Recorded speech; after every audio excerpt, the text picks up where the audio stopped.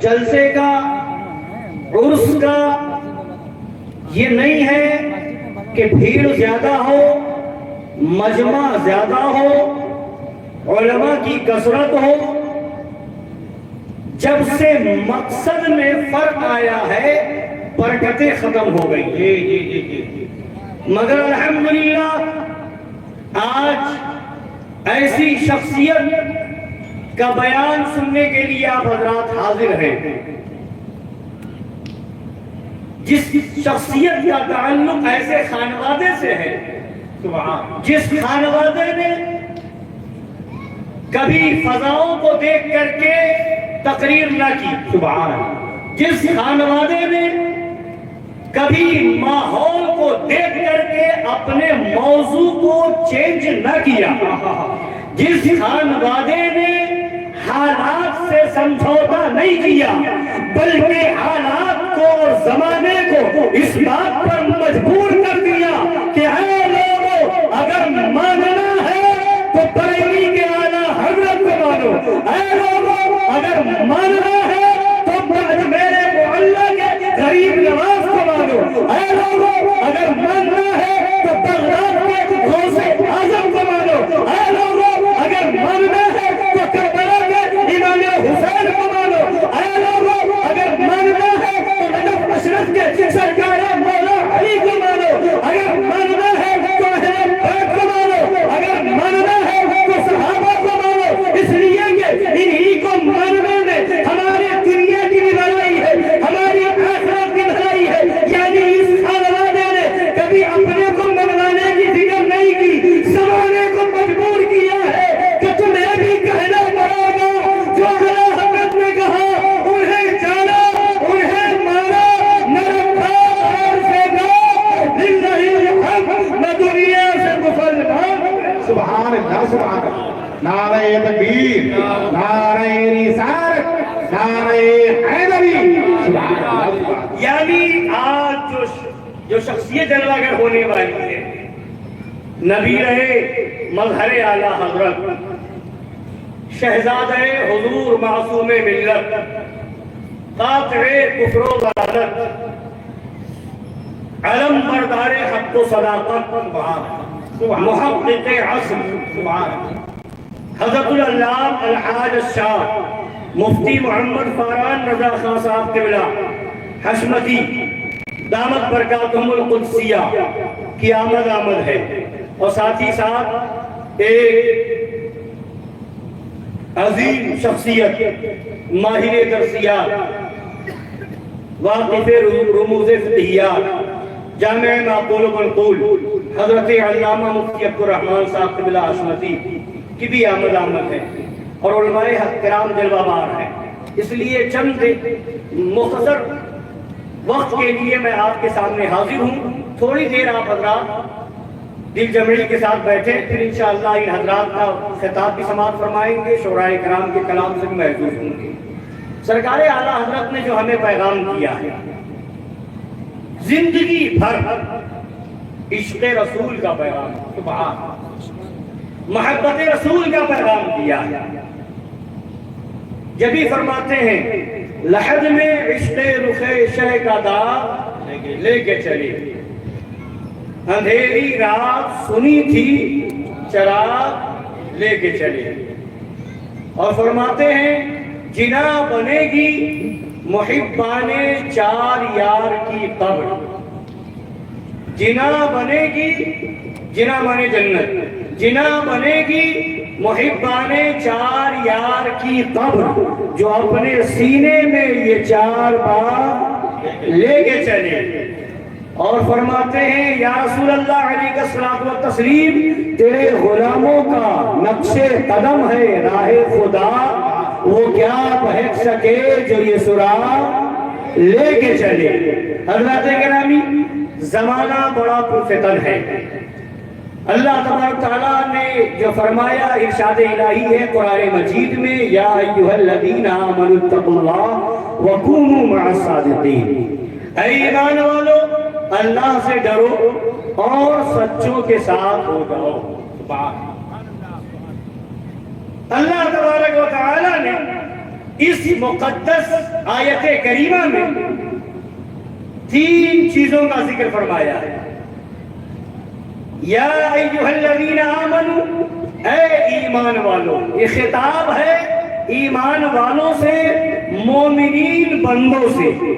دوسرا خطاب کر کے حکم دیا جا رہا ہے اتقوا اللہ، اللہ سے ڈرتے رہو، اللہ سے ڈرو، تقوی اختیار کرو۔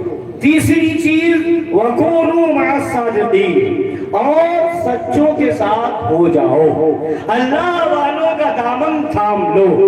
حضرات گرامی، آج کا زمانہ بڑا پرفتن ہے، حالات ناگفتہ بے ہیں، حالات ایسے ہیں کہ کسی کی زبان پہ لگام لگانے والا کوئی نہیں، جو جس کے منہ میں جو آ رہا ہے بول دے رہا ہے۔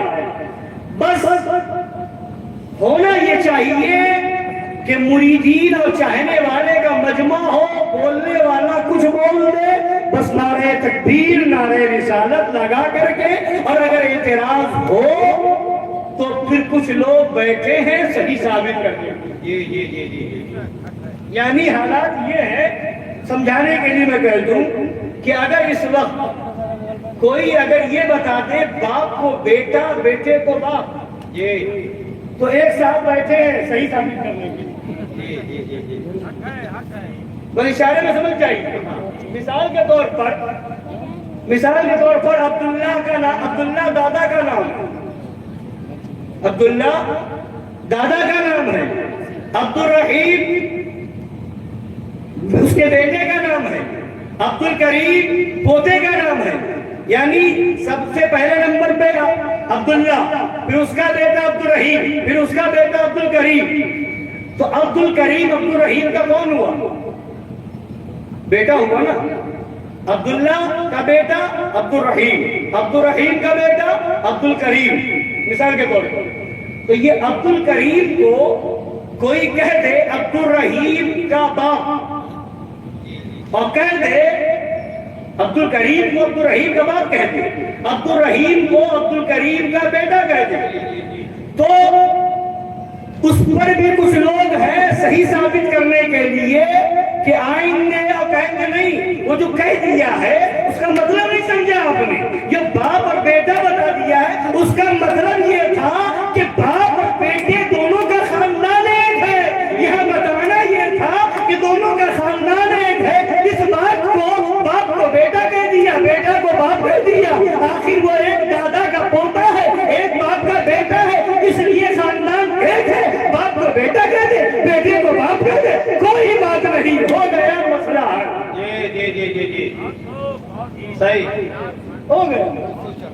غلام کو آقا بنا دے، آقا کو غلام بنا دے، مسئلے کو ثابت کرنے کے لیے کوئی صاحب تیار ہے، مگر حضرات گرامی آج بھی دنیا حق پسندوں سے خالی نہیں ہے، آج بھی دنیا کے اندر ایسے ہم حق نہیں ہیں کہ ہر بات کو مان لے۔ آج بھی اعلیٰ حضرت کے غلام موجود ہیں، جہاں جہاں اعلیٰ حضرت کا نام لے کر کے اعلیٰ حضرت کے مسلک کو بدنام کرنے کی کوشش کی جائے گی، اعلیٰ حضرت کا نام لے کر کے اعلیٰ حضرت کی تعلیمات کو بدنام کرنے کی کوشش کی جائے گی، اعلیٰ حضرت نے جس کے لیے زندگی بھر اپنا زندگی بھر جو پیغام دیتے رہے، اگر اس پیغام کو موڑنے کی کوشش کی جائے گی، اعلیٰ حضرت کے نظریات کو بدلنے کی کوشش کی جائے گی، تو قسم خدا کی آج بھی وہ حضرات موجود ہیں کہ ایسے لوگوں کے سامنے ڈٹ کر کے کھڑے ہوں گے، اور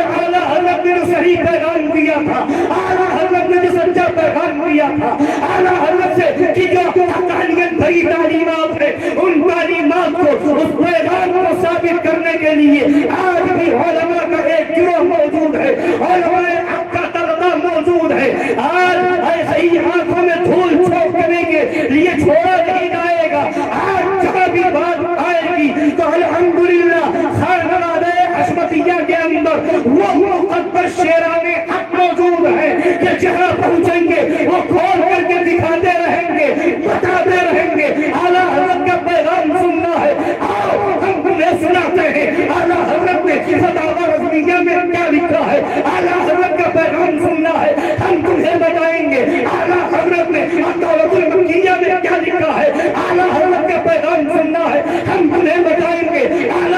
نے حسام الحرمین میں کیا لکھا ہے، اعلیٰ حضرت کا پیغام سننا ہے، اعلیٰ حضرت کا پیغام سناتے ہوئے نظر آئیں گے کہ اعلیٰ حضرت نے تمہید ایمان میں کیا درس دیا ہے۔ اور رب گرامی اعلیٰ حضرت زندگی بھر فرماتے رہے، درس دیتے رہے، سونا جنگل رات اندھیری، چھائی بدلی کالی ہے، سونے والوں جاگتے رہیے، چوروں کی رکھوالی ہے۔ حضرت گرامی ایک مولوی کھڑا ہوتا ہے اور اعلیٰ حضرت کے نظریات کو اور اعلیٰ حضرت کے ذکر کو، اعلیٰ حضرت کے پیغام کو دوسرا رخ دینا چاہتا ہے، اور کیا طریقہ اختیار کرتا ہے۔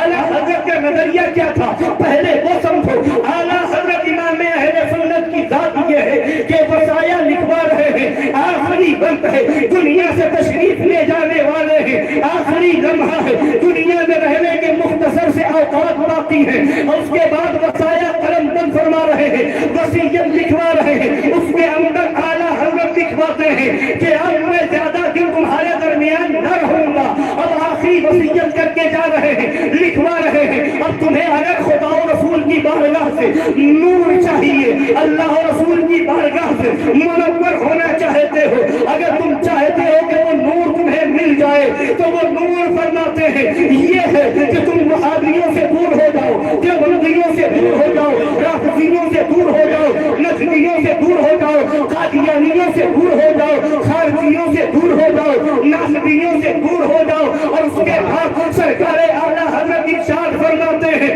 میں 14 برس کی عمر سے یہی بتاتا رہا اور اس وقت پھر یہی عرض کرتا ہوں، یعنی اعلیٰ حضرت نے اپنا مشن بتا دیا ہے۔ مشن میرا یہ تھا کہ وہابیوں سے لوگوں کو دور کیا جائے، مشن یہ تھا کہ دیوبندیوں سے لوگوں کو دور کیا جائے، مشن یہ تھا کہ نجدیوں سے لوگوں کو دور کیا جائے، مشن یہ تھا کہ قادیانیوں سے لوگوں کو دور کیا جائے۔ اٹھاؤ فتاوی رضویہ کے اندر دیکھو کیا جو سختی اعلیٰ حضرت کے وہاں وہابیت کو لے کر کے ہے، جو سختی اعلیٰ حضرت کے وہاں دیوبندیت کو لے کر کے ہے، جو سختی اعلیٰ حضرت کے وہاں قادیانیت کو لے کر کے ہے، جو سختی اعلیٰ حضرت کے وہاں رافضیت اور ناصبیت کو لے کر کے ہے، محدثین تمرہ کو لے کر کے ہے، کیا وہ سختی اعمال کے تعلق سے نظر آئے گی؟ کیا وہ سختی داڑھی کے بارے میں نظر آئے گی؟ کیا وہ سختی بے نمازی کے بارے میں نظر آئے گی؟ کیا وہ سختی تعزیہ داروں کے بارے میں نظر آئے گی؟ کیا وہ سختی عرف کرنے والوں کے بارے میں نظر آئے گی؟ کیا وہ سختی چادر چڑھانے والوں کے بارے میں نظر آئے گی؟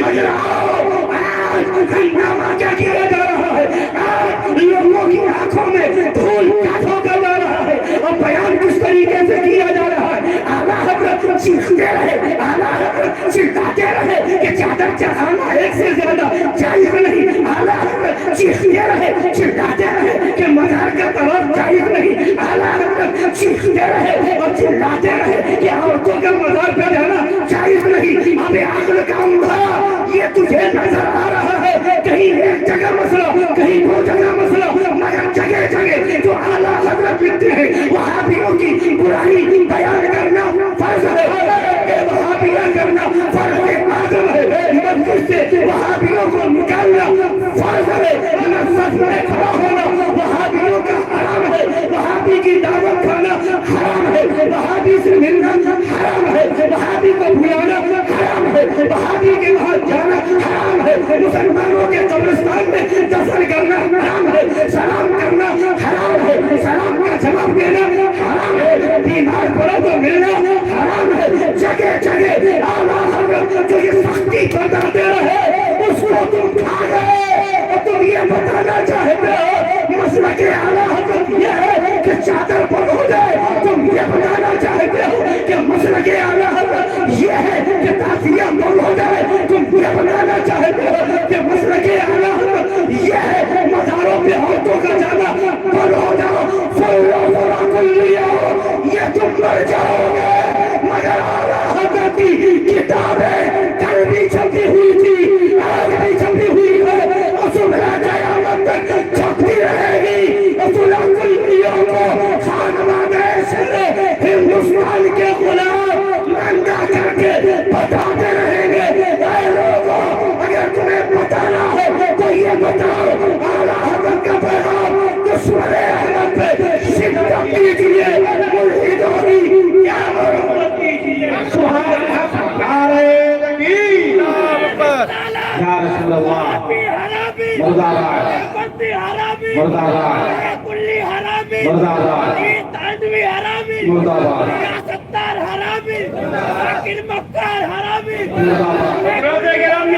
سبحان سنیے مشن اعلیٰ حضرت کیا ہے جس کے بارے میں اعلیٰ حضرت آخری وقت میں فرما رہے ہیں میں 14.25 برس کی عمر سے یہی بتاتا رہا اس وقت پھر یہی بتا رہا ہوں اس کو چھوڑ دیا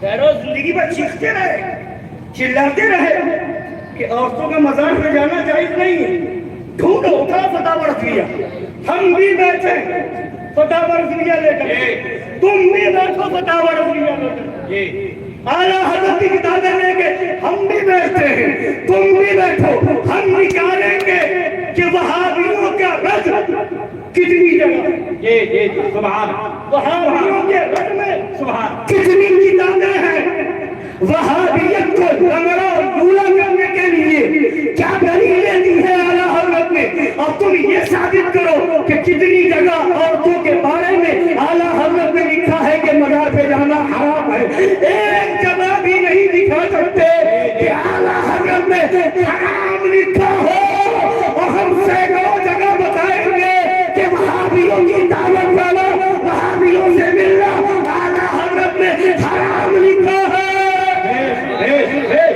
زندہ باد زندہ باد سبحان اللہ سبحان کھلانا بنا دیا مسئلہ کے اعلیٰ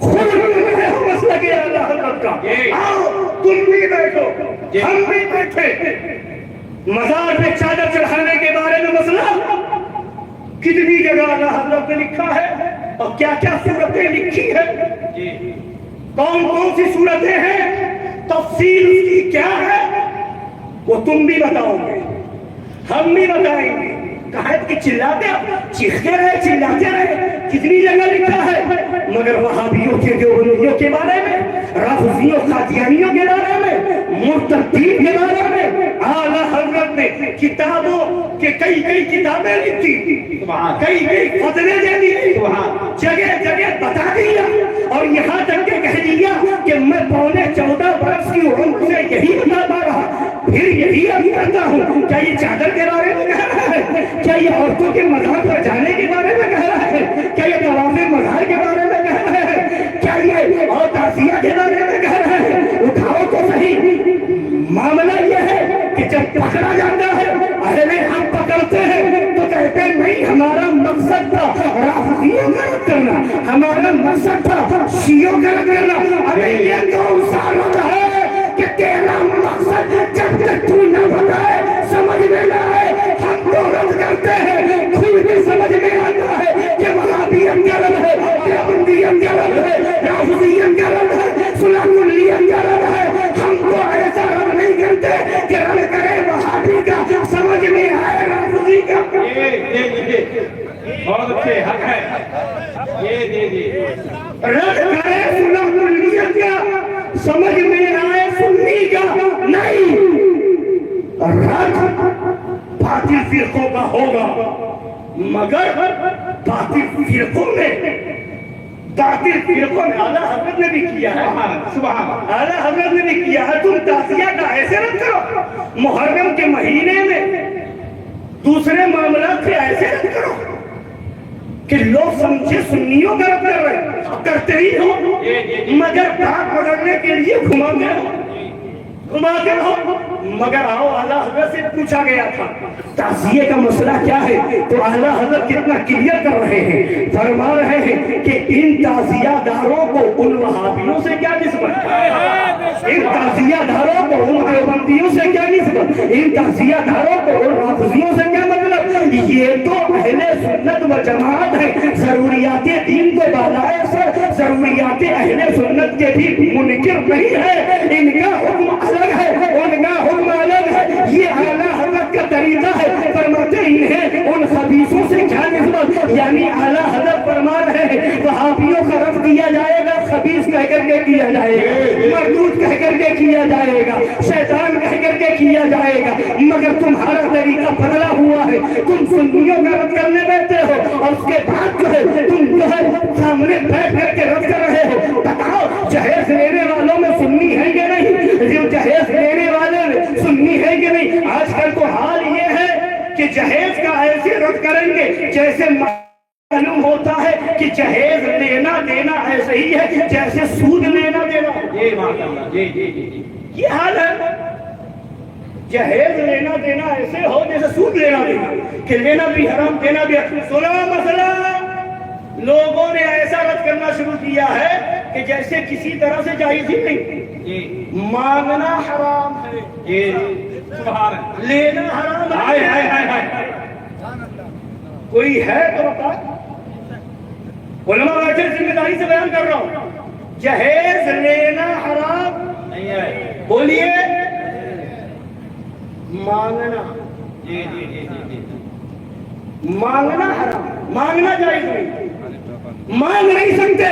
بیٹی والے کو اگر اللہ نے نوازا ہے تو وہ اپنی بیٹی کو جہیز میں چاہے تو یہ 2-5 کلو سونا دے دے، چاہے تو وہ بہترین لاکھوں روپے کا بیڈ بنا کر کے دے دے، چاہے تو وہ بہترین اعلیٰ قسم کا فریج دے دے، اعلیٰ قسم کا اے سی دے دے، چاہے لاکھوں روپے کروڑوں روپے کا جہیز دے دے، اگر اپنی خوشی سے دے رہا ہے تو اس کا دینا بھی جائز، اس جہیز کا لینا بھی جائز۔ مگر تمہارا کیا طریقہ کہ جہیز لینے والے کو تم ہجرہ بتا رہے ہو؟ شرم کرو، ہائے ہائے ہائے، زندہ باد زندہ باد۔ کس قانون سے تم نے کہہ دیا؟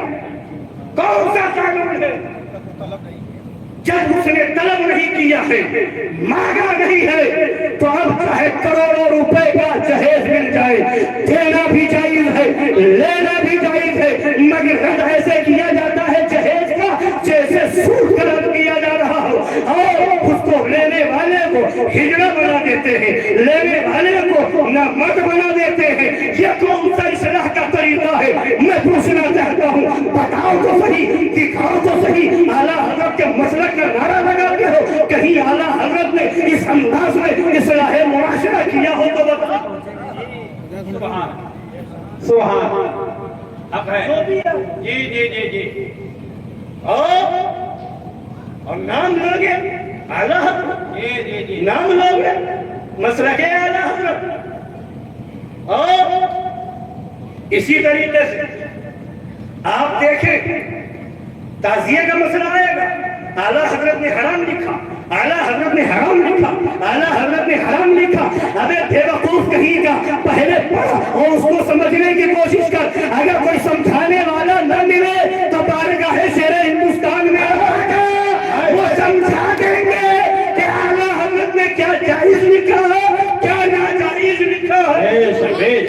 سبحان اللہ، سبحان اللہ، سبحان کرنے بیٹھے، اصلاح معاشرہ کرنے بیٹھے، جس کو میں نے پہلے بھی کہا تھا، جس کو خود اصلاح کی ضرورت ہے وہ مسلح بن گیا، جو جھوٹا ہے وہ جھوٹ کا رد کر رہا ہے، جس کے گھر میں پردہ نہیں ہے وہ پردے کی اہمیت بتا رہا ہے،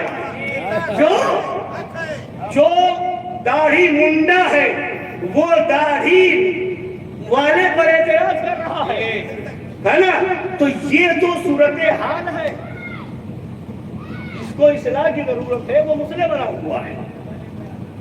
اس طریقے سے نہیں، مسلک اعلیٰ حضرت کو سمجھنا ہے تو آؤ ہدایت بخششی پڑھو، فتاوی رضویہ تو بہت بڑی چیز ہے، ہدایت بخشش پڑھتے جاؤ، تمہیں صحیح معنوں میں مسلک اعلیٰ حضرت سمجھ میں آتا نظر آئے گا۔ مگر تم کیا سمجھو گے؟ حال تو لوگوں کا یہ ہے کہ کہیں پڑھتا تجھ سے اور جنت سے کیا مطلب وہابی گروہ ہو، کہیں محلہ بدلتا ہے تو کہتے تجھ سے اور جنت سے کیا مطلب منافق گروہ ہو۔ ہم مظلوم نہیں ہیں، ہم یہاں بھی رہے تو یہی پڑھتے ہیں، کہیں بھی جاتے ہیں تو یہی پڑھتے ہیں، تجھ سے اور جنت سے کیا مطلب وہابی دور ہو۔ ہم رسول اللہ کے جنت رسول اللہ کی سبحان اللہ سبحان اللہ. نعرہ تکبیر، نعرہ رسالت، جشن میلاد النبی، مسلک اعلیٰ حضرت، پیغام اعلیٰ حضرت، کلام اعلیٰ حضرت، علماء اعلیٰ حضرت. سبحان اللہ. تمہیں رد کرنے کا ڈھنگ بھی نہیں معلوم، کس طرح سے کس بات کا کیفے کہاں رد کیا جائے گا.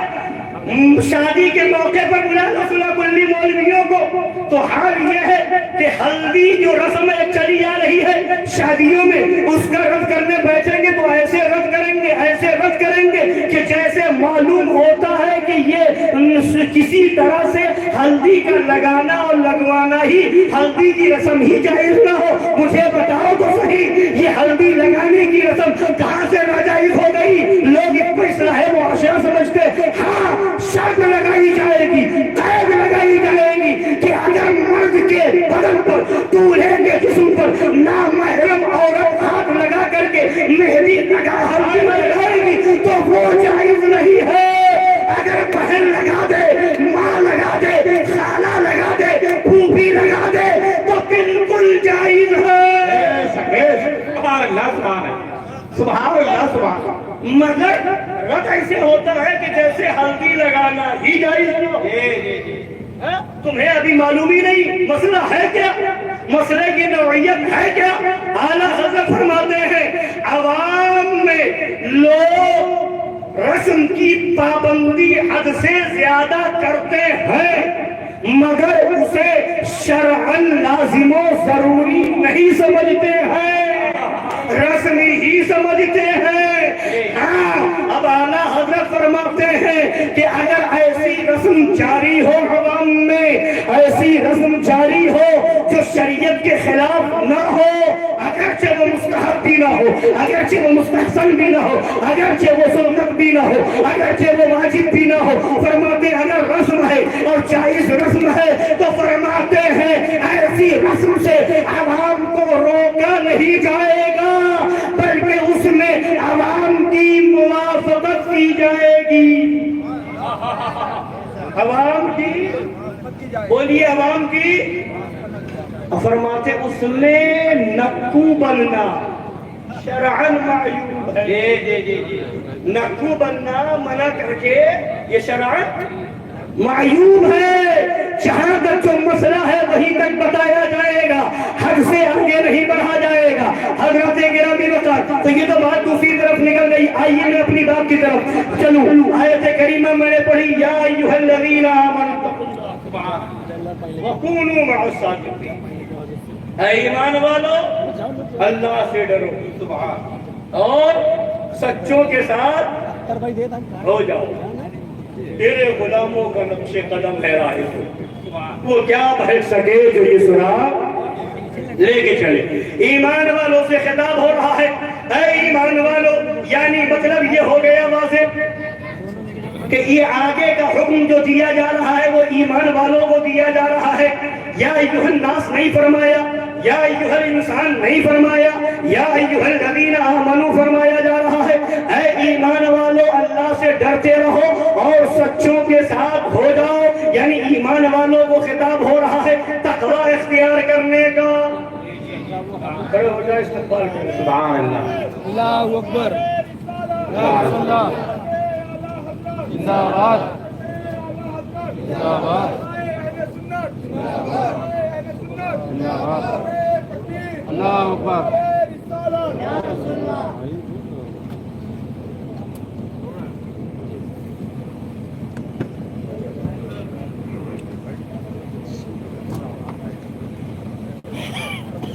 آنا جائے گی.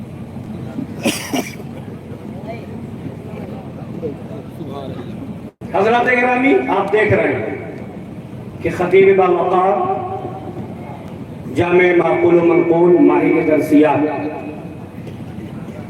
قاطر نشریت و صلاح البیت حضرت علامہ مفتی عبدالرحمن صاحب قبلہ حشمتی قادری دامت برکاتہ القدسیہ تشریف لا چکے ہیں. اب حضرت کا بھی خطاب ہم قریب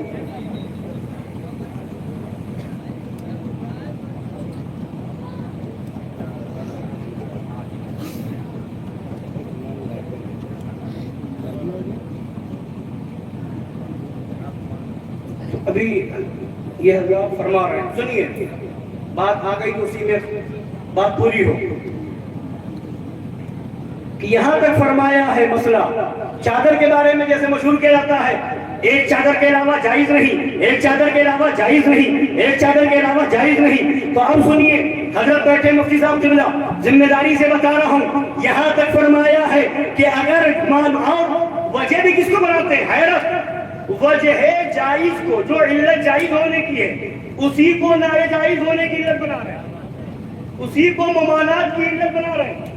اور بتاتے کیا ہے؟ دیکھو جا کر کے درگاہ پر، ادھر تم چڑھا کے آئے غریب نواز کی بارگاہ میں، ادھر سے چادر پہنچ گئی دکان پر، جی ہاں اسی کو ذریعہ بنا رہے ہیں۔ ادھر سے تم نے چڑھایا اور ادھر چادر نکلی اور دکان پہ پہنچ گئی، تو اس کو کیا بنا دیا کہ ان کے کھانے کمانے کا ذریعہ ہے۔ اور اعلیٰ حضرت فرماتے ہیں جب یہ معلوم ہو، مفہوم بتا رہا ہوں، جب یہ معلوم ہو کہ یہ چادر ہم چڑھائیں گے، مجاور لے جائیں گے، تو فرماتے ہیں ایسی صورت جانتے ہوئے وہاں چادر چڑھا دی اور اس کے بعد مجاور لے گیا تو یہ جائز ہے۔ سبحان اللہ سبحان اللہ۔ یہی تو وجہ، یہی علت تو جائز ہونے کی تھی۔ بے وقوف پڑھتا کیا ہے، سمجھتا کیا ہے؟ عقل ہوتی تو خدا سے نہ لڑائی ہے، سمجھ ہی میں نہیں آتا کہ پڑھا کیا ہے، سمجھا کیا ہے، تو مطلب کیا ہوا؟ اگر کہیں پر یہ معلوم ہے کہ یہاں سے چادر جو چڑھائی جاتی ہے یہ مجاور حضرات لے جاتے ہیں، ان کا یہ ذریعہ معاش بنتا ہے، یہ ان کا ذریعہ ہے، کھانے کمانے کا ذریعہ ہے، تو اب ایسی صورت میں عوام جانتے ہوئے چادر پیش کر رہی ہے، تو یہاں سے یہ ظاہر ہو گیا کہ عوام کی نیت ہی یہی ہے کہ میں پیش کروں، وہ لے جائیں، غریب نواز کھلانے والے، وہ کھانے والے، کھلانے والے جانے، کھانے والے۔ سبحان اللہ سبحان اللہ سبحان۔ تو یہ ہے سبحان، تو یہ حالت ہے۔ رد کرنے والے ایسے ہیں کہ ایسی بات بیان کر دیں گے کہ جو جائز ہونے کی صورت تھی اسی کو ناجائز ہونے کی صورت بیان کر دی۔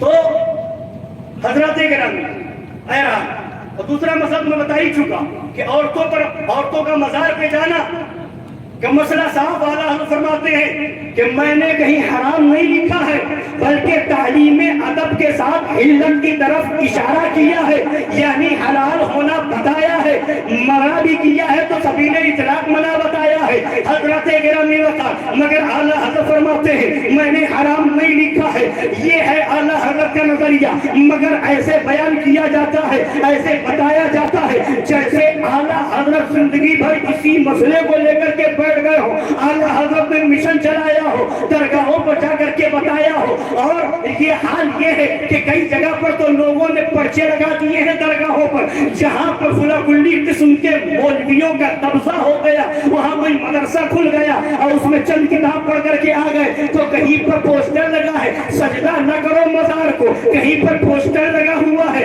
4 ہاتھ کے فاصلے پر رہو، نیچے حوالہ اعلیٰ حضرت، نیچے حوالہ فتاوی رضویہ، مگر آؤ جہاں فتاوی رضویہ میں اعلیٰ حضرت نے یہ لکھا ہے 4 ہاتھ کے فاصلے پہ کھڑے ہونے کو بتایا ہے، تو یہ جو فرمایا ہے یہ وجہ کیا ہے؟ وجہ بتاتے ہیں ادب ہے، یعنی ادب میں کوئی 4 ہاتھ کے فاصلے پہ کھڑا ہو تو یہ بھی درست ہے، اور محبت میں آ کر کے کوئی مزار کو چوم لے تو یہ بھی درست ہے، وجہ ادب ہے، وجہ محبت ہے، محبت میں چومنا بھی جائز، ادب میں 4 ہاتھ کے فاصلے پہ کھڑا ہونا بھی جائز۔ اعلیٰ حضرت فرماتے ہیں یہ ایسا مسئلہ نہیں ہے کہ اس پہ ہنگامہ کیا جائے، شورش کی جائے۔ اعلیٰ حضرت فرماتے ہیں یہاں پر کوئی چومے تو اسے محبت میں چومنا کہا جائے گا، کوئی 4 ہاتھ کے فاصلے پہ کھڑا ہو تو اسے ادب کہا جائے گا۔ سبحان مگر زور اتنا کہ چومو نہیں، چومو نہیں، چومو نہیں، نام اعلیٰ حضرت کا استعمال کرتے ہیں۔ تو یہ نوعیت ہے ان لوگوں کی جنہوں نے مدرسے میں کتابیں پڑھی نہیں ہیں، پھانکی ہیں، ہے نا؟ تو کتاب پڑھو، آؤ حضور شیر ہندوستان کی بارگاہ میں، آؤ حضور ناصر ملت کی بارگاہ میں، ان کے شہزادگان کی بارگاہ میں، جو اعلیٰ حضرت سے فیض مظہر اعلیٰ حضرت کو ملا اور وہاں سے ان کے شہزادوں کو ملا، پھر وہاں سے فیض آگے بڑھا ہے تو سمجھ میں آیا ہے کہ تعزیے کا مسئلہ کیا ہے، چادر کا مسئلہ کیا ہے، طواف مزار کا مسئلہ کیا ہے، عورتوں کے مزار پہ جانے کا مسئلہ کیا ہے۔ حضرات گرامی، تو اعلیٰ حضرت کا مشن کیا تھا میں نے آپ کو بتایا۔ زندگی بھر اعلیٰ حضرت درس یہی دیتے رہے، تجھ سے اور جنت سے کیا مطلب، وہاں بھی دور ہو۔ اعلیٰ حضرت یہی پیغام دیتے رہے، دشمن احمد پہ شدت کیجیے، ملحدوں کی کیا مرفت کیجیے، غیظ میں جل جائیں بے دینوں کے دل، یا رسول اللہ کی کثرت کیجیے۔ میں نے جو آیت کریمہ پڑھی تھی، یا ایھا الذین آمنوا اتقوا اللہ وکونوا مع الصادقین، بس اس کے تعلق سے چند باتیں بیان کر دوں، بس اس کے بعد میں اپنی بات مکمل کر دوں۔ حضرت مفتی صاحب قبلہ کا خطاب ہوگا، اللہ فرماتا اے ایمان والو اللہ سے ڈرتے رہو، خطاب ہے ایمان والوں سے، مخاطب کیا جا رہا ہے ایمان والوں کو، پکارا جا رہا ہے ایمان والوں کو، حکم دیا جا رہا ہے ایمان والوں کو۔ کس چیز کا حکم دیا جا رہا ہے؟ اتقوا اللہ، اللہ سے ڈرتے رہو، اللہ سے ڈرتے رہو، تقوی اختیار کیے رہو، متقی بن جاؤ۔ یعنی یہ متقی بنو گے تو کیا معاملہ ہوگا، اللہ سے ڈرو گے تو کیا معاملہ ہوگا، نماز پڑھو گے، روزہ رکھو گے، حج کرو گے، زکات دو گے، داڑھی رکھو گے، اعمال صالحہ کرو گے، اوامر الہیہ بجا لاؤ گے اور منہیات سے بچتے رہو گے۔ جن چیزوں سے اللہ اور رسول نے منع کیا ہے ان سے دور رہو گے، اللہ سے ڈرو گے تو نیکیاں کرو گے، برائیوں سے بچتے رہو گے۔ اتقوا اللہ میں یہ ساری چیزیں آ گئی، اوامر کا بجا لانا، منہیات سے بچنا، یعنی جن چیزوں کا اللہ نے حکم دیا ہے ان چیزوں پر عمل کرنا، جن چیزوں سے اللہ اور رسول نے روکا ہے ان چیزوں سے رک جانا، یہ سب اتقوا اللہ میں آ گیا۔ اللہ سے ڈرتے رہو، یہ خطاب کس سے ہے؟ ایمان والوں سے ہے۔ اے مولا ایمان والوں سے کہہ رہا ہے اللہ سے ڈرو، اللہ سے ڈرو۔ آخر یہ حکم تو سب کے لیے ہونا چاہیے تھا، ذہن میں تو یہ آتا ہے یہ حکم ہر ایک کے لیے ہونا چاہیے تھا۔ اے انسانوں اللہ سے ڈرو، اے لوگوں اللہ سے ڈرو، اے اللہ کی مخلوق اللہ سے ڈرو۔ مگر حکم یہ نہیں ہو رہا ہے، حکم ہو رہا ہے یا ایھا الذین آمنوا، تو جواب ملے گا معاملہ یہ ہے کہ اللہ سے ڈرنے کا، یعنی نماز پڑھنے کا، روزہ رکھنے کا، حج کرنے کا، زکات دینے کا، داڑھی رکھنے کا، نیکیاں کرنے کا، برائیوں سے بچنے کا، جو ثواب ملے گا، جو اس کی جزا ملے گی وہ صرف ایمان والوں کو ملے گی۔ ایمان والوں کو ملے گا فائدہ، ایمان والوں کو ملے گا۔ ایمان نہ ہو نماز پڑھتے رہو، روزہ رکھتے رہو، حج کرتے رہو، زکات دیتے رہو، داڑھی بڑھاتے رہو، تسبیح ہلاتے رہو، تلاوت قرآن کرتے رہو، سجدے پہ سجدہ کرتے رہو، ایمان نہیں ہے تو کوئی ثواب نہیں ملے گا۔ پتہ چلا نمازی بننے سے پہلے سنی بنو۔ سبحان اللہ سبحان اللہ، بے شک بے شک، سبحان اللہ سبحان۔ اب آگے خدا فرماتا ہے وَكُونُوا مَعَ الصَّادِقِينَ، اور سچوں کے ساتھ ہو جاؤ، سچوں کے ساتھ۔ اے مولا تو نے حکم دیا تھا ایمان والوں کو، اے ایمان والوں حکم تھا اتقوا اللہ، اللہ سے ڈرتے رہو۔ اب یہ دو چیزیں آ گئیں، ایمان والا ہو گیا، اتقوا اللہ پہ عمل ہو گیا، ایمان والا ہو گیا، نمازی ہو گیا، ایمان والا ہو گیا، روزے دار ہو گیا، ایمان والا ہو گیا، حاجی ہو گیا، زکات دینے والا ہو گیا۔ اب جب ایمان والا ہو کر کے اتقوا اللہ پر عمل کر لیا تو اب جنت میں جانے کے لیے تو اتنا کافی تھا، اتنا کافی تھا۔ بھائی ایمان والا ہے اور نمازی ہے، ایمان والا ہے اور حاجی ہے، ایمان والا ہے، نیک اور پرہیزگار ہے، تو اب جنت میں جائے گا کہ نہیں؟ بولیے جائے گا کہ نہیں جائے گا؟ ارے آپ لوگ سو رہے، بولیے تو صحیح، سن رہے ہیں کہ سو رہے ہیں؟ سن رہے ہیں کہ سو رہے ہیں؟ کتنے لوگ سن رہے ہیں؟ سن رہے ہیں؟ تو اب جب سن رہے تو سنیے، یہ دو چیزیں ہو گئی تو پھر جنت میں جانے کا حقدار ہو گیا۔ یا ایھا الذین آمنوا وکونوا مع الصادقین، یا ایھا الذین آمنوا اتقوا اللہ، اے ایمان والو اللہ سے ڈرو۔ دو چیزیں ہو گئی تو اب جنت میں جانے کا حقدار ہو گیا کہ جنتی ہوگا، ایمان والا ہوگا، اتقوا اللہ پر عمل کرے گا تو ہو ہی گیا۔ اگر اتقوا اللہ میں کمی ہو گئی، یعنی اعمال میں اگر کمی ہو گئی، ایمان والا ہے تب بھی جنتی ہے، مگر اگر اتقوا اللہ پہ عمل کر کے خوب بڑھیا طریقے سے متقی پرہیزگار ہے تو جنت کا تو حقدار ہو گیا، مگر پھر بھی دیکھا اللہ ایک اور حکم کیوں سنا رہا ہے، وَكُونُوا مَعَ الصَّادِقِينَ، سچوں کے ساتھ ہو جاؤ۔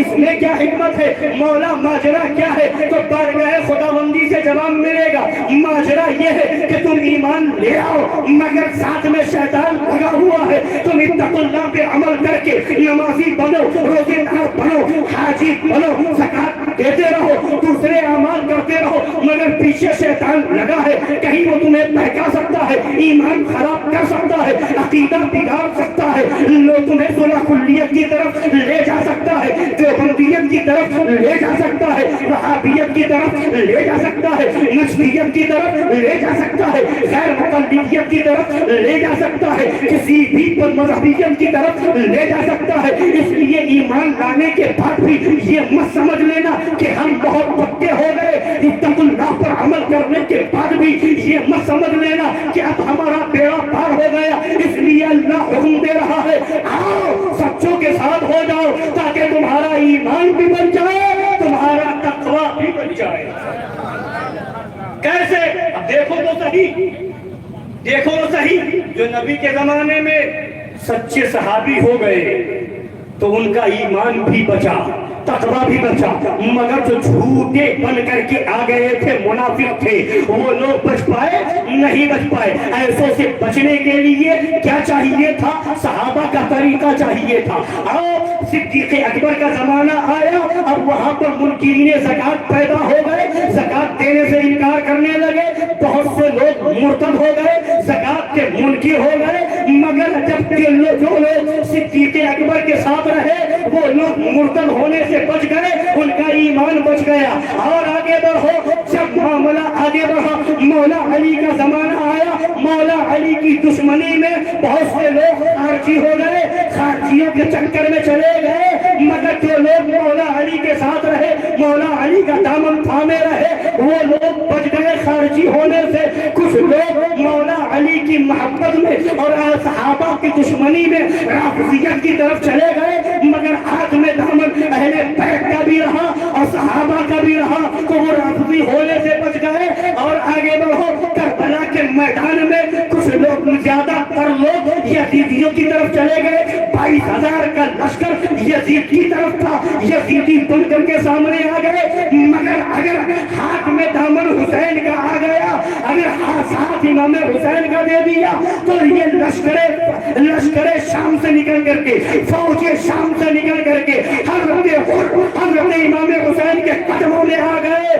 جہنمیوں کے دفتر سے نکل کر کے جنتی بن گئے۔ تو یہ یزیدی ہونے سے بچایا، امام حسین کے دامن میں خارجی ہونے سے بچایا، مولا علی کے دامن میں منکرین زکات کی صف میں جانے سے بچایا، ابو بکر کے دامن میں۔ اور آگے بڑھو، جب معاملہ رافضیت کا آیا تو غوث اعظم نے رافضیت کا رد کیا، امام اعظم نے رافضیت کا رد کیا، جو ان کے دامن کو تھامے رہا، رافضی ہونے سے بچ گیا۔ ہندوستان کے اندر غریب نواز آئے، اسلام کو پھیلایا ہے، اور اس کے بعد جب اسی ہندوستان کے اندر وہابیت پھیلی، دیوبندیت پھیلی، رافضیت پھیلی، قادیانیت پھیلی، دوسرے فرقے پھیل لیتے رہے، تو جن لوگوں کے ہاتھ میں اعلیٰ حضرت کا دامن آ گیا، وہابیت سے بچ گئے، دیوبندیت سے بچ گئے، رافضیت سے بچ گئے، قادیانیت سے بچ گئے۔ اور آگے بڑھو، جب صلح کلیت بڑھی، جب صلح کلیت کا فتنہ اٹھا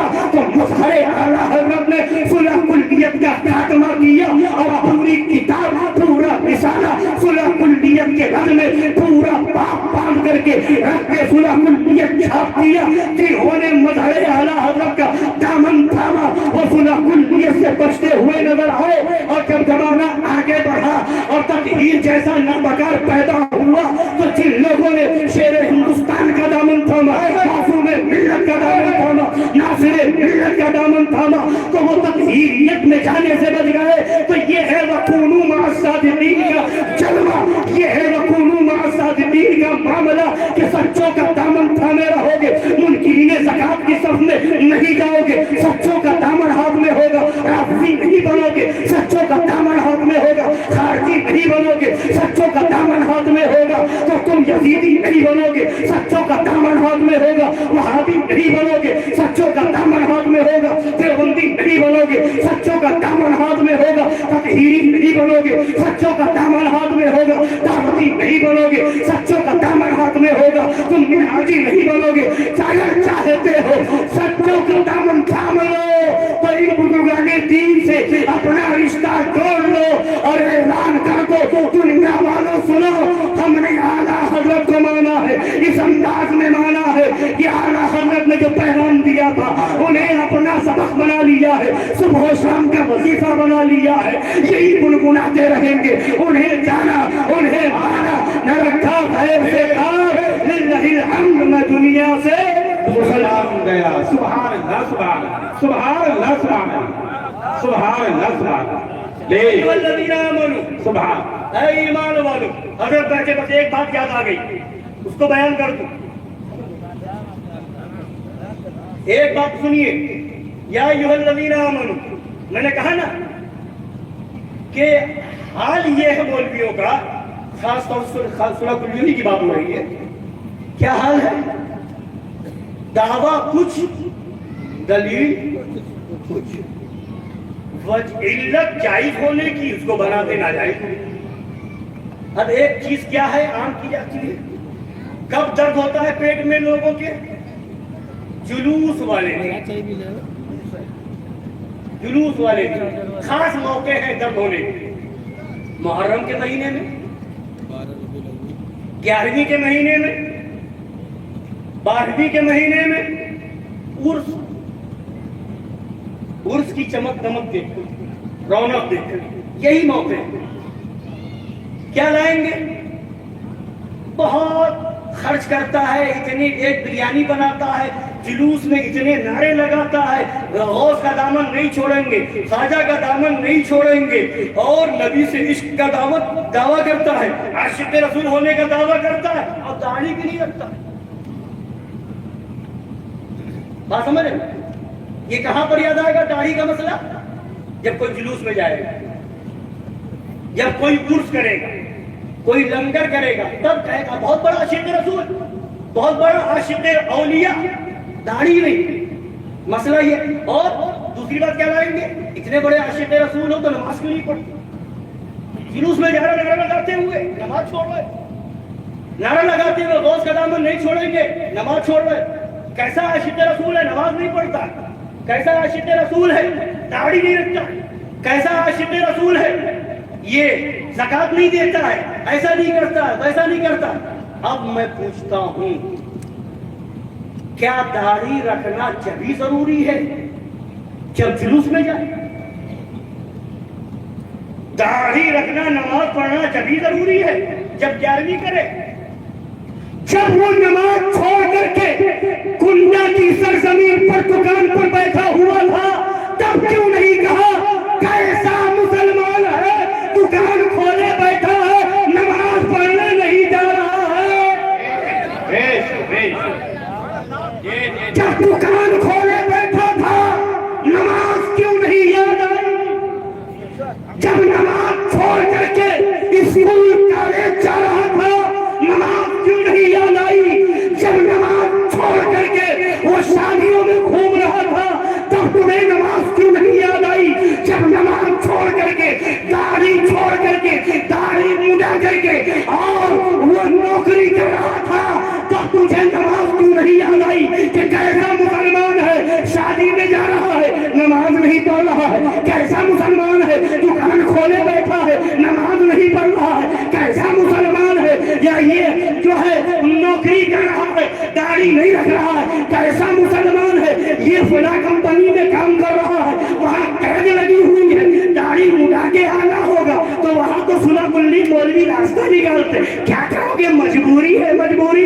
ये कौन सी मजबूरी है? और उसके बाद हाल ये है कि यहाँ पर कहेंगे ये कैसा मुसलमान है, मगर जैसे یہ چیزیں ہوتی ہیں تو یہاں پر نماز یاد آتی ہے، داڑھی یاد آتی ہے، روزہ یاد آتا ہے، ہمارے صالحہ یاد آتے ہیں، تو یہاں پر کیوں یاد آ رہا ہے، وہاں پر یہ چیزیں کیوں نہیں یاد آ رہی ہے؟ تو پتہ کیا چلا، اگر تجھے نماز سے محبت ہوتی، کوئی نماز چھوڑ کر کے دکان لگائے بیٹھا ہوتا وہاں بھی ٹوکتا۔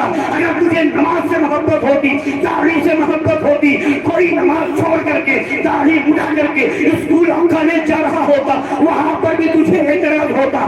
اگر کوئی نماز چھوڑ کر کے اور داڑھی اٹھا کر کے اگر دوسرے دنیاوی کام میں لگا ہے تو وہاں پر بھی اعتراض ہونا چاہیے۔ وہاں پر اعتراض نہیں ہے، یہاں پر اعتراض ہے۔ پتہ کیا چلا، تجھے نماز سے محبت نہیں، تجھے داڑھی سے محبت نہیں، تجھے ارکان اسلام سے محبت نہیں، تجھے تکلیف ہے تو لنگر سے ہے، تجھے تکلیف ہے تو اس سے ہے، تجھے تکلیف ہے تو گیارہویں سے ہے، تجھے تکلیف ہے تو جلوس سے ہے۔ اگر سچا سنی ہے تو ہاتھ ملا کہ نماز بھی پڑھیں گے، جلوس بھی نکالیں گے۔ ہم نماز کے منکر نہیں ہیں، ہے نا، مگر اگر غلط رخ دو گے تو ہم ضرور تمہارا جواب دیں گے۔ بتاؤ کہ آج کیسا عاشق رسول ہے، نماز نہیں پڑھ رہا ہے، کیسا عاشق رسول، جلوس میں جا رہا ہے، کیسا عاشق رسول، داڑھی بھی نہیں، کہہ رہا عاشق رسول، کیسا عاشق رسول ہے۔ آؤ، اعلیٰ حضرت کے والد گرامی حضور خاتم المحققین اپنی کتاب میں یہ حدیث شریف نقل فرمائی کہ ایک صاحب تھے، شراب پیے ہوئے تھے، لوگ ملامت کر رہے تھے، نبی کی بارگاہ میں خبر پہنچی کہ شراب پیے ہوئے ہیں، لوگ ملامت کر رہے ہیں، شرابی ہے، شرابی شراب پیے ہوئے ہیں، یاد رکھیے گا۔ نبی کی بارگاہ میں خبر پہنچی کہ شراب پینے والے کی فلاں شخص کی ملامت کی جا رہی ہے شراب پینے کی وجہ سے۔ آقا فرمایا، حضور پاک صلی اللہ علیہ وسلم نے ملامت کرنے والوں سے فرمایا ان کی ملامت مت کرو، وہ مجھ سے محبت کرتا ہے۔ سبحان اللہ، سبحان اللہ۔ اب بتاؤ، اب یہاں کیا حکم لگاؤ گے؟ نبی فرما رہے ہیں شرابی ہے مگر عاشق رسول ہے۔ پتہ کیا چلا، عشق رسول داڑھی کا نام نہیں ہے، عشق رسول نام ہے تو نبی سے سچی محبت کا نام ہے۔ یہ ضرور ہے کہ جب عشق کی منزل اعلیٰ ہوگی تو داڑھی بھی آ جائے گی، دوسرے اعمال بھی آ جائیں گے، مگر عشق رسول تو ایمان ہے۔ عشق رسول کیا ایمان ہے؟ کوئی عاشق رسول نہ ہو اور مومن ہو جائے، ایسا ہو سکتا نہیں ہو سکتا۔ مومن ہونے کے لیے عاشق رسول ہونا ضروری ہے۔ اگر تم یہ فتویٰ لگاؤ کہ داڑھی نہ رکھنے کی وجہ سے عاشق رسول نہیں تو کیا معاذ اللہ کافر ہے؟ کیا کافر ہے وہ؟ نہیں۔ مطلب کیا ہوا؟ عشق دل سے ہوتا ہے، عشق دل سے ہوتا ہے، اور باقی اعمال یہ اعمال جوارح ہیں، یعنی ظاہری اعمال ہیں، تو یہ ہوں گے یا نہیں ہوں گے، مگر عشق جو دل میں ہے اس کا انکار نہیں کیا جا سکتا ہے۔ جو مومن ہوگا وہ عاشق رسول ہوگا، جو عاشق رسول ہوگا وہ مومن ہوگا۔ گنہگار ہونا الگ بات ہے، داڑھی نہ رکھنا الگ بات ہے، نماز چھوڑنا الگ بات ہے، یہ اعمال سیئہ ہے، یہ برے اعمال ہیں، ان کے لیے جو معاملہ شریعت نے متعین کیا ہے، جو سزائیں متعین کی ہوئی ہے، جو اس کی وعیدیں ہیں، اس سے نہ ہمیں انکار ہے نہ کسی سنی مسلمان کو انکار ہو سکتا ہے، وہ سب اپنی جگہ پر حق ہے۔ لہذا ایمان یہ ہے کہ نبی سے محبت ہو، اس کے رسول ہو، نبی کے دشمنوں سے نفرت ہو، وہابیوں سے نفرت ہو، دیوبندیوں سے نفرت ہو، قادیانیوں سے نفرت ہو، گستاخان رسول سے نفرت ہو، اس کا نام ایمان ہے۔ اس لیے یا ایھا الذین آمنوا، اے ایمان والو، دوسری منزل اتقوا اللہ۔ اب ٹائم نہیں ہے، بس اتنا سن لیجیے، پہلی منزل یا ایھا الذین آمنوا، اس لیے قبر میں لٹایا جائے گا تو تینوں سوال ایمان ہی کے ہوں گے۔ رب من ربک، मा दीनुका मा कुंता तक़ूलु फी हक़्क़ि हाज़ा रजुल। तीनों सवाल अकीदे के हैं, अमल का कोई सवाल नहीं है। हाँ, जब कब्र से उठ करके आगे बढ़ोगे, मैदान महशर में जाओगे, तब वहाँ सवाल होगा। अब वली पुरसिशे के नमाज बुअत, रोज़े महशर के जागुदाज बुअत और वली पुरसिशे नमाज बुअत, वहाँ जाकर के पहला सवाल नमाज का होगा। यानी अमाल के सवालात जो होंगे वो मैदान महशर में होंगे, अकीदे का सवाल कब्र में होगा। इसीलिए हमारे पीर व मुर्शिद शेर हिंदुस्तान फरमाया करते हैं, पहले कब्र की तैयारी कर, उसके बाद मैदान महशर की मंजिल है। यानी ईमान पहले सही कर लो, अकीदे के साथ साथ अमाल भी सही करते जाओ।